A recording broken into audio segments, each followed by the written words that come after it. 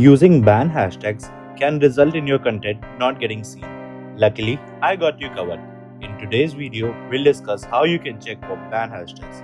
With that being said, let's get straight into the video.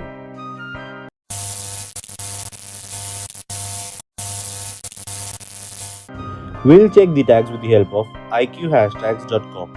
To use it, just go to Google and search IQHASHTAGS ban hashtag checker. Now, prepare to copy and paste the list of tags you want to check. Then just paste the entire list into the hashtag checker and click check in order to have any ban hashtags immediately removed. Finally, you can easily copy the good hashtags and use them in your post. And if you want to know why aren't you growing on Instagram, refer to the video on the I button.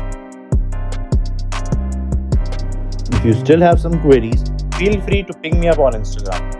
My Instagram ID is in the description below. If you are still onto this video, that means you have loved it.